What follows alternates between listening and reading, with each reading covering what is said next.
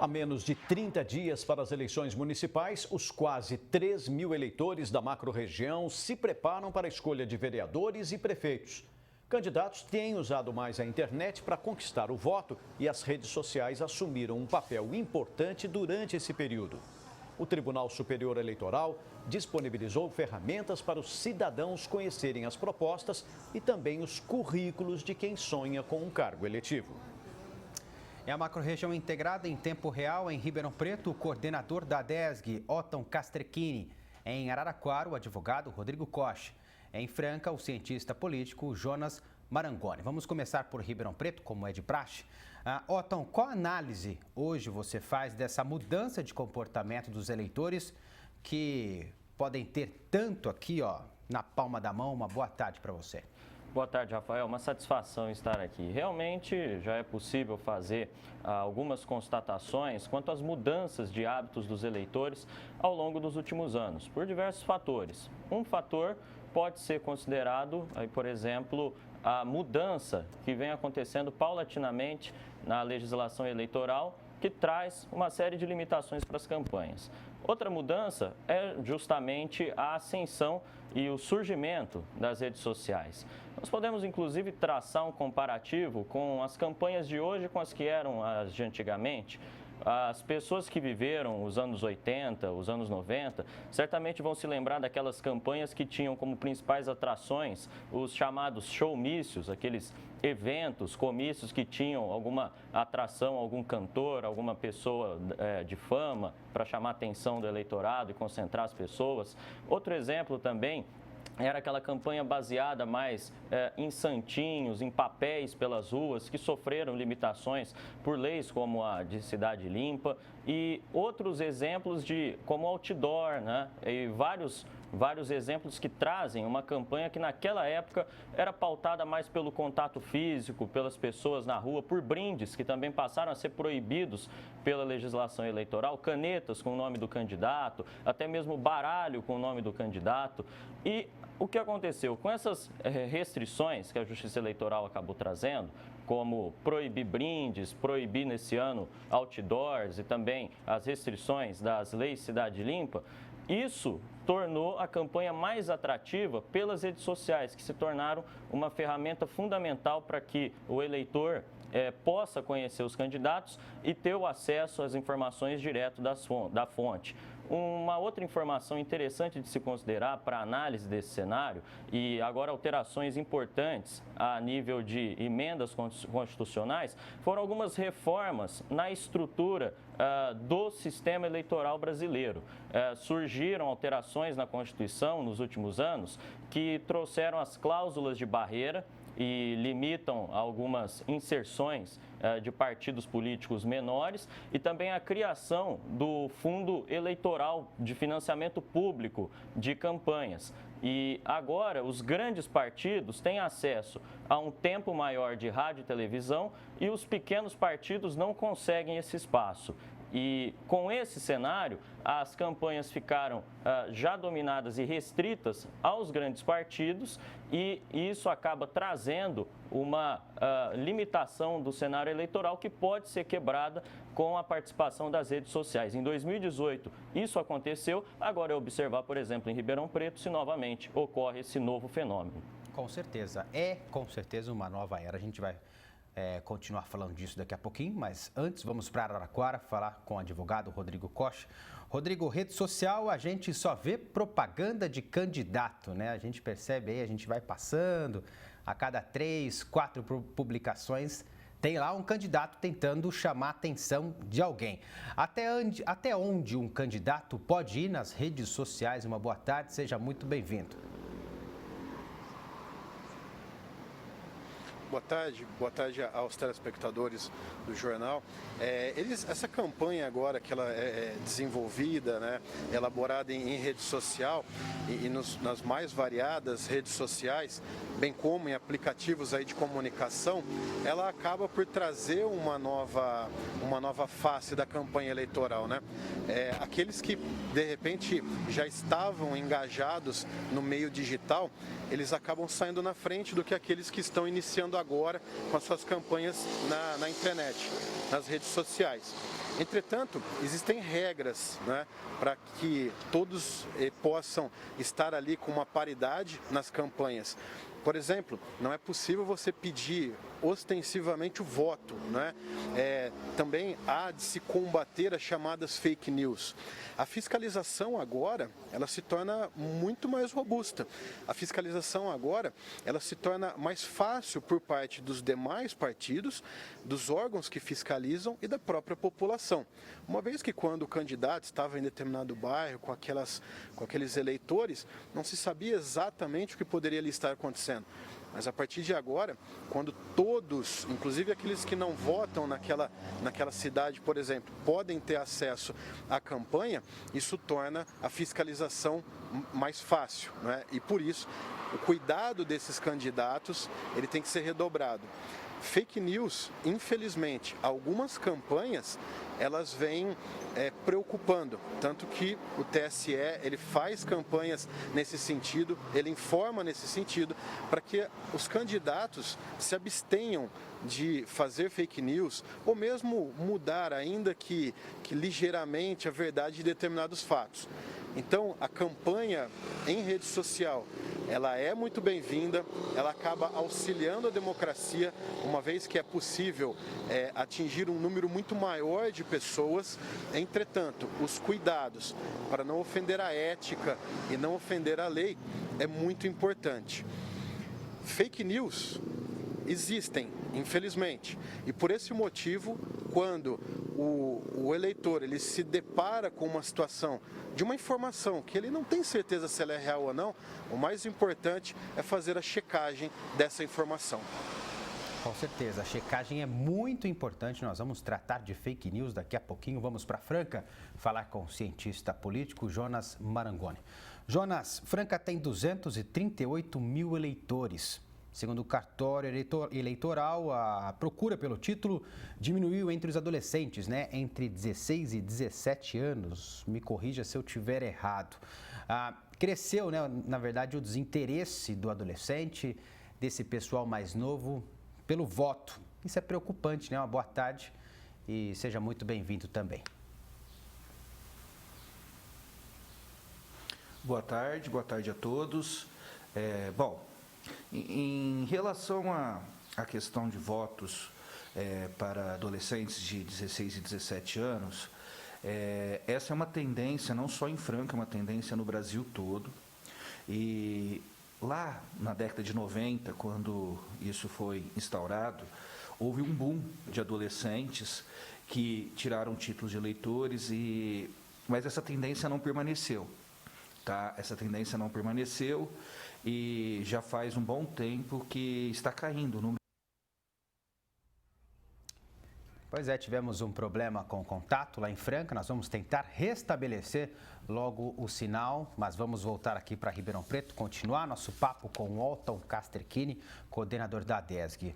Otton, vamos falar um pouquinho de fake news, já que a gente estava entrando sobre esse assunto lá em Franca. É importante a gente checar, né, a informação antes de sair divulgando, principalmente agora, durante a campanha eleitoral. Muita gente acaba colocando para provocar outro candidato, para falar bem do próprio candidato, ou seja, não pode sair colocando qualquer coisa por aí, né? A tecnologia ela é boa, mas tem que ter atenção também nesse assunto, né, Otton? Rafael, esse assunto das fake news é uma pauta muito interessante, porque, de fato, a tecnologia e também o acesso facilitado aos conteúdos das redes sociais acabam trazendo essa situação de tanto risco de, eventualmente, alguma notícia falsa, mas também eles facilitam o engajamento do eleitor. É só fazer uma pergunta para quem está nos assistindo agora, senhora. Certamente participam de algum grupo no WhatsApp com alguma temática política. E há 10 anos atrás, por exemplo, quando não existia essa ferramenta, muito provavelmente não havia o acesso do senhor, da senhora, a esse conteúdo político no seu cotidiano. Agora, é importante destacar o seguinte: muitas vezes, opiniões que são da livre expressão e convicção de alguma pessoa, acabam sendo taxadas como fake news. Por exemplo, um órgão oficial ou algum grande político, alguma pessoa de influência, recebe uma crítica e acaba considerando isso como fake news. Por isso é preciso tomar cuidado com essa questão de se falar de um suposto fenômeno de fake news que existiria na atualidade, porque mentiras falsas, informações falsas em período eleitoral sempre existiram ao longo da história e muitas vezes elas antigamente eram dominadas pelos meios instituídos, tanto pelos políticos que tinham grande influência na grande mídia, como também pela própria propaganda oficial no horário eleitoral. Nós temos exemplos de partidos que antigamente governavam, fizeram desvios bilionários e usavam isso para produzir campanhas que distorciam a realidade para a população. Agora, as redes sociais trouxeram uma oportunidade da mídia alternativa, da mídia independente e da livre expressão. As pessoas podem se engajar com mais facilidade, podem circular suas opiniões com mais facilidade em grupos, em diversas redes sociais, e isso quebra o status quo da política, isso quebra o establishment. E justamente já se percebe uma tendência de se reprimir esse movimento que começa a acontecer da opinião política orgânica, da opinião política espontânea, que muitas vezes desagrada, quebra os interesses vigentes e agora começa a ser perseguida. Um exemplo disso é o inquérito inconstitucional e ilegal instituído pelo Supremo Tribunal Federal, que acabou perseguindo pessoas que aparecem nas redes sociais, dando opiniões políticas, levando a Polícia Federal a apreender o material de trabalho dessas pessoas.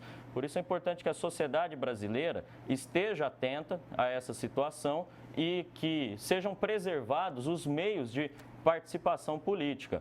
E o ordenamento jurídico vigente, antes das redes sociais, sempre ofereceu as alternativas para que alguma pessoa que se sinta eventualmente ofendida possa agir, possa conseguir uma reparação civil. O Código Penal também traz as tipificações, tanto dos crimes de injúria, difamação e calúnia. Sendo assim, não é necessário mais nenhum tipo de codificação ou normatização que atinja esse salutar momento que nós vivemos na política brasileira, da opinião autônoma e das mídias independentes nas redes sociais e do engajamento facilitado ao eleitor.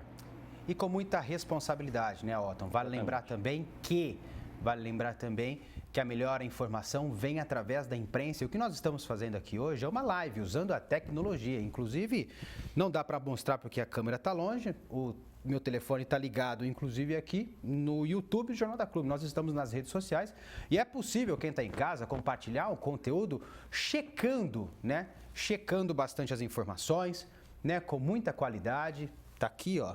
Tem um delayzinho aqui, o Otton está dizendo aqui ainda, é claro que é pela internet, né? São alguns segundos. Então, quem quiser checar as informações, colocar as informações para não passar vergonha, é só utilizar os veículos de comunicação, que com certeza essa informação passou por uma checagem e não tem fake news. Vamos para Araraquara falar com o advogado Rodrigo Koch.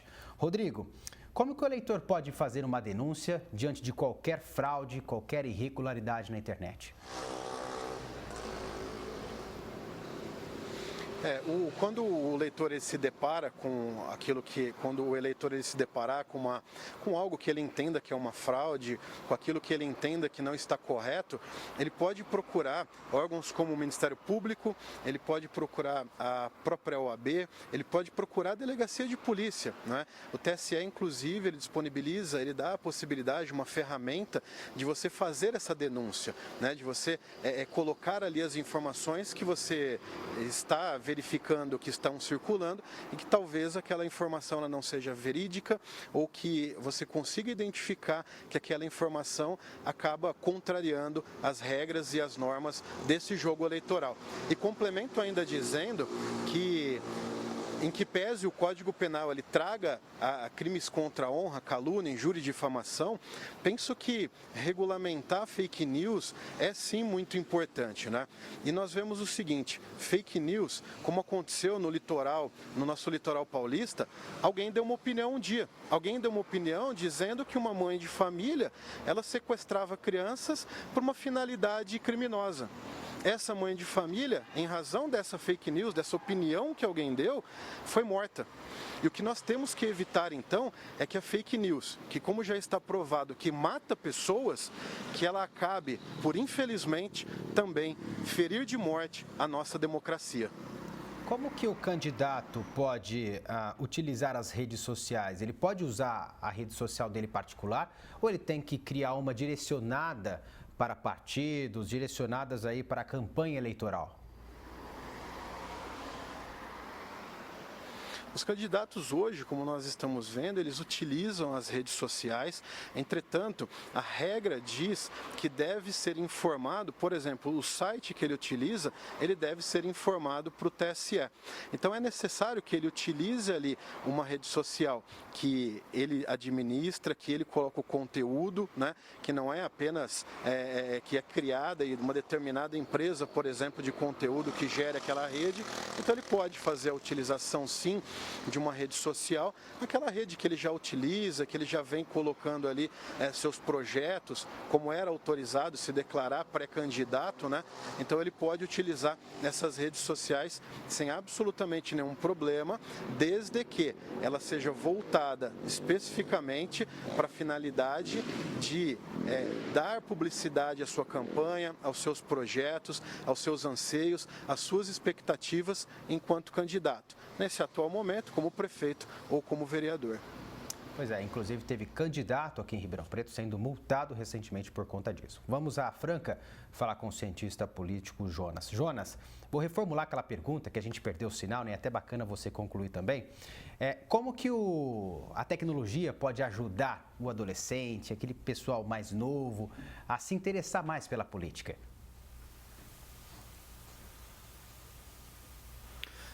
Bom, o que eu estava falando é que há uma tendência, não só em Franca, mas no Brasil todo, né, dos adolescentes não tirarem o título de eleitor. Boa parte disto é uma desilusão com a política, que é algo que ocorre no nosso país, né, e não é só os adolescentes, basta você ver o número de pessoas que não vão votar, né, o número de abstenções que você tem nas eleições.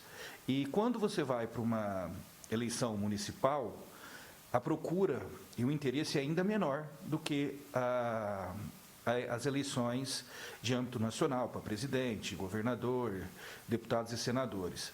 O que é uma pena, porque a política tem que começar a ser feita em casa, a política começa na comunidade.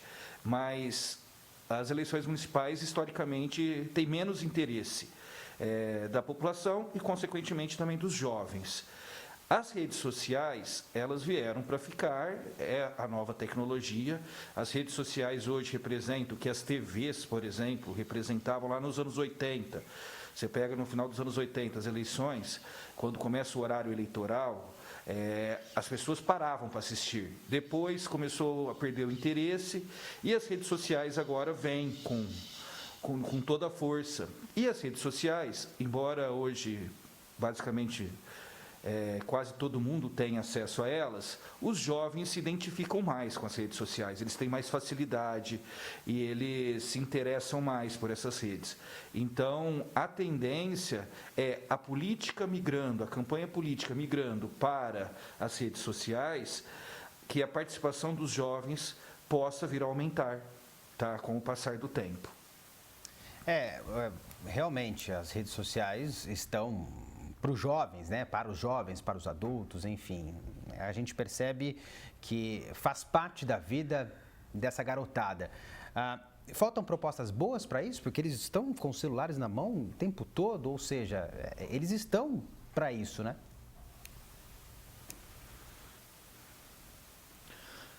Sim, o que acontece é que a rede social ela é difusa, né?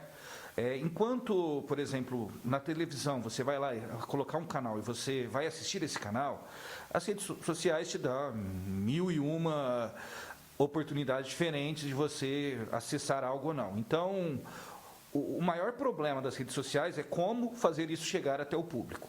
Tá? E isso, todo mundo que trabalha com redes sociais mira nisso e tem essa dificuldade. E aqueles que fazem sucesso são aqueles que conseguem. Então, é difícil, É difícil, porque a política é vista como algo, às vezes, muito chato, muito burocrático, algo ligado, muitas vezes, a coisas ruins, como a corrupção. Então, para chamar a atenção desses jovens, a mudança de linguagem é importante, mas é também importante a mudança de postura dos políticos. Tá? Aquele político de fala vazia, aquele político de caras e bocas, esse político não vai conquistar o jovem. O jovem hoje, eu trabalho com adolescentes, eu vejo que eles têm um senso crítico, talvez muito maior do que a minha geração tinha. E esse senso crítico não faz com que eles se interessem por qualquer coisa. Então, eu acho que o debate político tinha que ser num nível superior do que é hoje. Tá? Ainda mais uma eleição municipal onde você vê muitos candidatos ainda muito perdidos, sem saber o que está fazendo, o que deve fazer. Então, eu acho que o nível da política municipal no Brasil, ela ajuda no interesse dos jovens.